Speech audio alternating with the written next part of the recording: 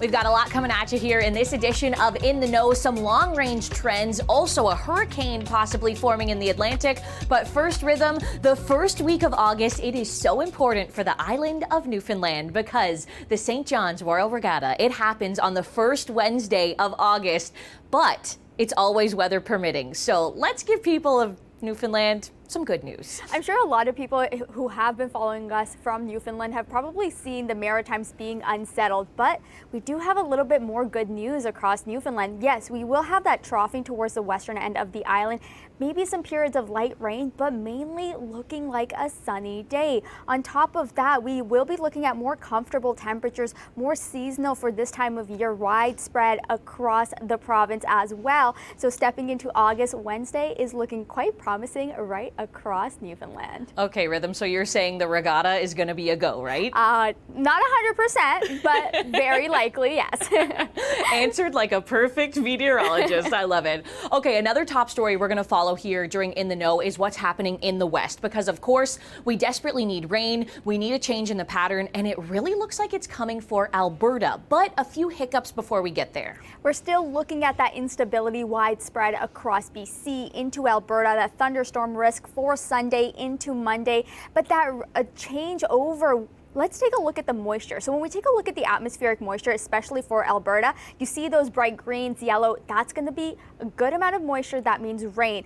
But for British Columbia, you're still on that dry side. So even if you have lightning, you're going to be looking at very light amount of rain, whereas areas across Alberta will continue to see that heavy rain, especially with a low that really doesn't want to move from that location. So that's going to bring some beneficial rain across the province. Absolutely. It also will bring that northerly flow. So we know places like Jasper actually getting down to single-digit lows through the overnight. So as we look at that temperature pattern, Rhythm, across the West, what is it telling us? When we go through this first week, we are going to continue to see those cooler temperatures. We get another low from the north that's going to sink further towards the south.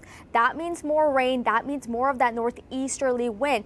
But that ridging across regions of BC, that's still going to be persistent, but it's really divided over the province as a whole. So Vancouver, you're going to be looking at nice, sunny, clear conditions, but areas like Cranbrook and to the Kootenay region can still be looking at those unsettled conditions thanks to that troughing over the prairies. Now, speaking of unsettled conditions, that's our next top story. We've seen tons of heat and humidity across the east, thunderstorm potential through the entire long weekend, but a cooler pattern is coming. And that's going to be, again, that trough. It's really that's put over areas of Hudson's Bay. That's what's going to be ushering in a lot more of that cooler air. So when we take a look at this, that's going to be more of that northeasterly flow widespread across eastern Canada as well. So when we take a look at the next 10 days, those temperature anomalies, prairies, Ontario, Quebec into Atlantic Canada, all of us looking at below seasonal temperatures for the first week and a half of August, whereas in BC, like I mentioned, that ridge gets put into place, you're still looking at above seasonal temperatures. And Rhythm, let's take a look at that map as well nationwide when we talk precipitation.